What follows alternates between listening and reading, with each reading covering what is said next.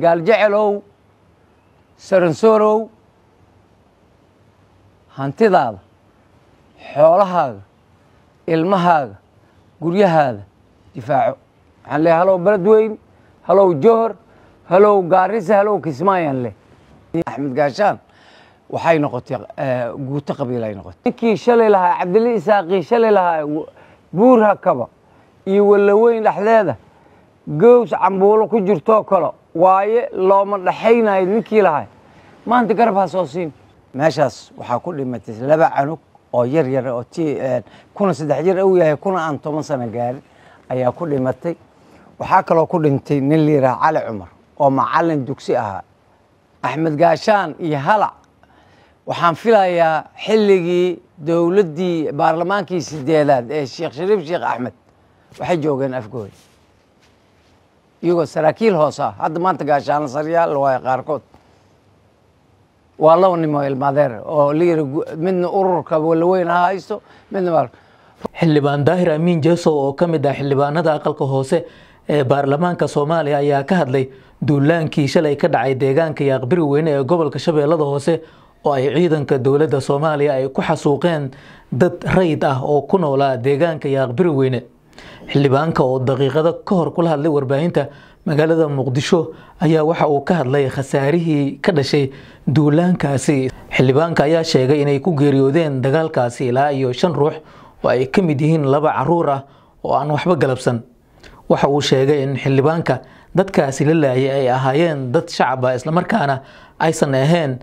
dad markaasi dhibaato ku hayay bulshada Soomaaliyeed gaar ahaan gawaarida marta wadooyinka xildhibaanka ayaa ugu baaqay beesha gaal jecel in ay hubka qaataan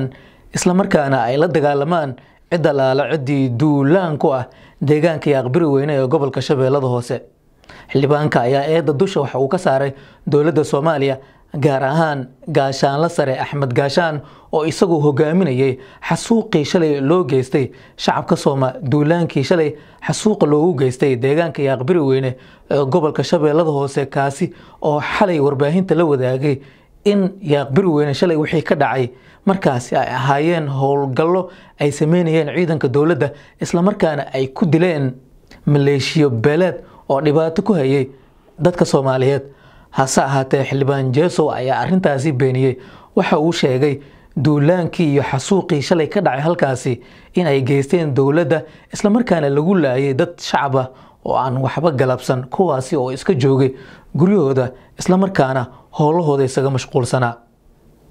xildhibaanka ayaana ku eedeeyay dawladda in shaati dawladeed ay u soo xirteen dad markaasi ka soo jeedo beelo isla markaana duulaanku ah deegaanka Yaaqbiri Weyne ee gobolka Shabeellada Hoose waxa uuna beeshiisa ugu baaqay in ay hubka qaataan isla markaana ay la dagaalamaan cid alaala cidii weerar ku ah naftooda maalkooda iyo sidoo kale deegaankooda ay ku nool yihiin runtii waxaan rabay inaan kala hadlo oo aan ka hadlo arrin ka dhacday shalay degmada Yaaqbiri Weyne oo dad rayada oo aad iyo aad dadka muxuu ahay Allah subhanahu wa ta'ala oo dadka kala dardaarmay loogu dili qaarna loogu qafaashay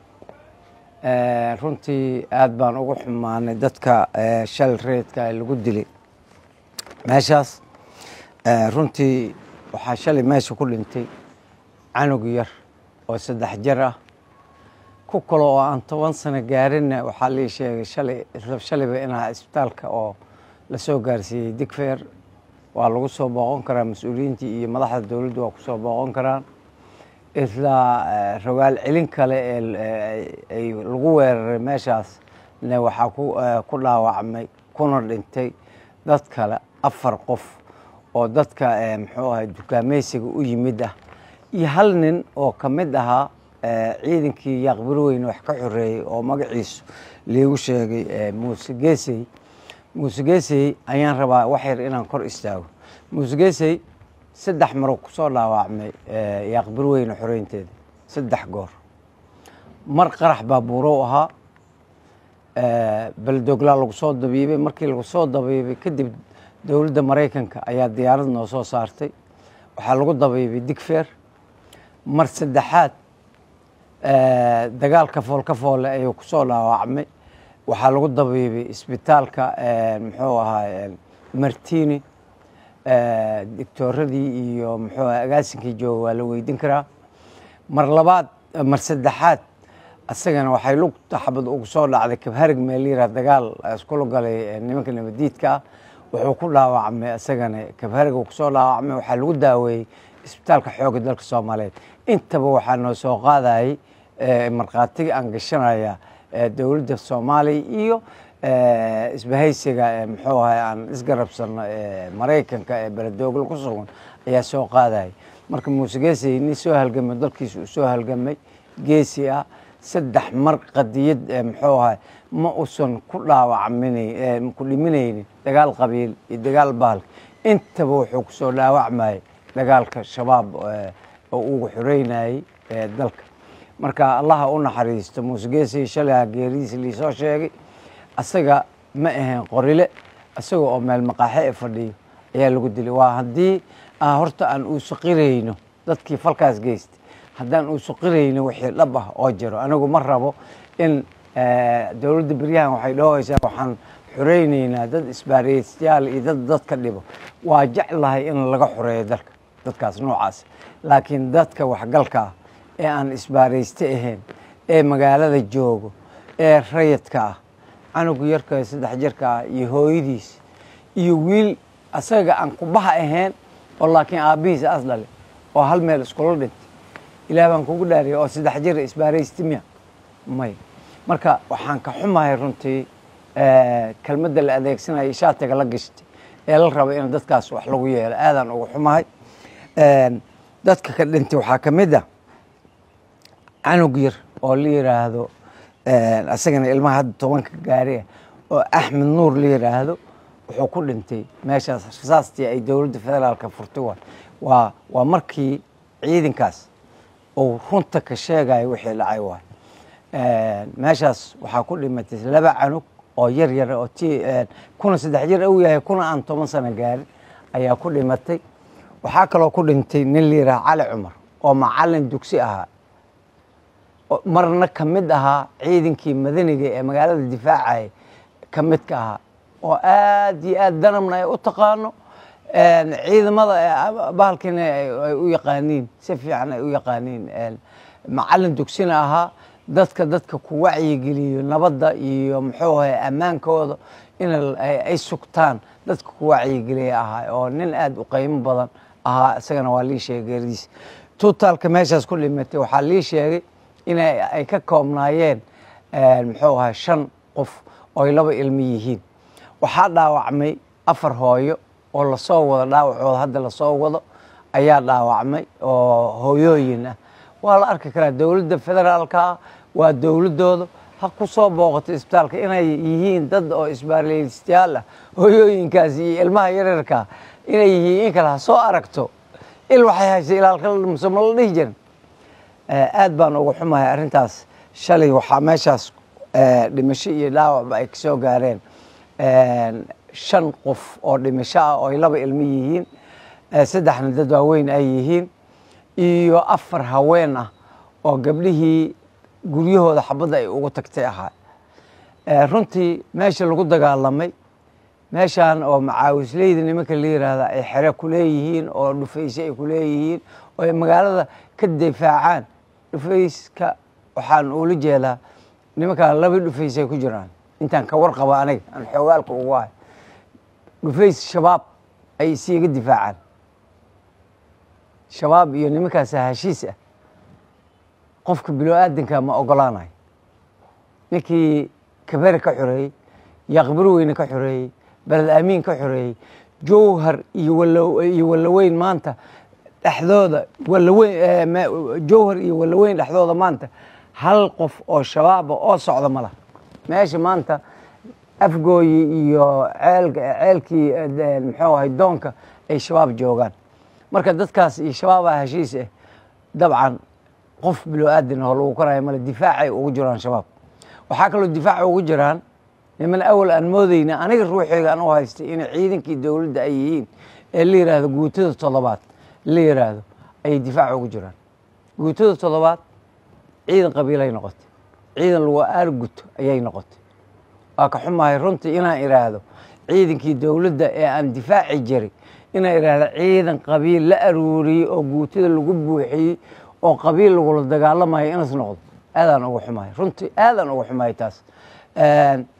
guutada toddobaadleed maqasheen afgooy deganeed iyo hal ururna iska deganay meesha la yiraahda Walaweyn taliye guuta asoo ahaa taliye gaashaan Axmed Gaashaan waxay noqotay guuta qabiil ay noqotay anigu dabcan dareenka awal waa igu jiray laakiin haddana waxaan ciidankeenaba siiga badan dadkii lagu aasaasay ha noqotay ciidan qabiil waayo 10 sano ku dhawaad hal lima taliye guutka taasaa ku cadeynaysa in ciidan qabiil oo ah meesha guutooyinka kala la badbadalo maanta taliyayaashii ciidamada taliyayaashii guutooyinka taliyayaashii ururadu waa maqlaayeen Axmed Gaashaan iyo Halac waxaan filayaa xilligii dowladdii baarlamaankii 8aad ee Sheekh Shariif Sheekh Axmed waxay joogeen afgooy iyagoo saraakiil hoos ah hadda maanta gaashaan saryaal waa qaarkood waa laba nimo ilmaadeer oo liir midna ururka Walaweyn haysto midna runtii walaalahay waaye target ka dhigin ma dadkii difaaci lahay aniga iyaga laakiin wax baana dhaxmar waxaad la socotiin 4 nin oo iyaga ahla ay yihiin in si qaldan gaal jecelka ay ugu dileen ceelkii Yaaqbiroweyn amaltaas ka gashay ay handay qalad sameeyaan ay u sameeyeen oo u garaabaya laakiin waxaan leeyahay Axmed Gaashaanow NF kow iyo 10 qof ayaa 4 wiil kadib oo gaal jecel ha dhimay kugu filan Argos kugu filan waxaad ogaataa Argosiga maanta aad orgoosanaysa Argosiga ka horeey adeer faracad Allah u naxariis jannada Allah ka waraabiyo odayga ceelka ahaa markii la dili oo dhintay oo nin Mooryaan isku tala xumaystay oo dili walaalo waxa taliye ururka ahaa ururka hadda hal cas hayst Cabdullaahi Mir 5 nin oo ganacsato oo gaal jecel as ugu aarsaday kama xunay xataa diirkayga kuma naxin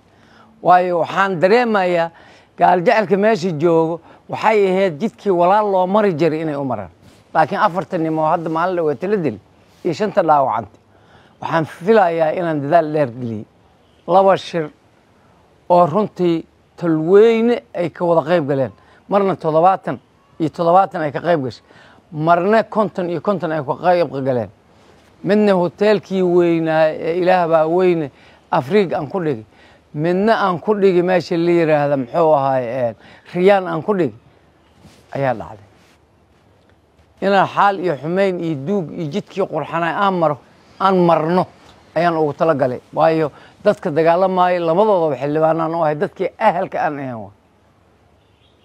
dadkii kala argoosan lahay dadkii muxuu ahaay dagaalkooda sii socon lahay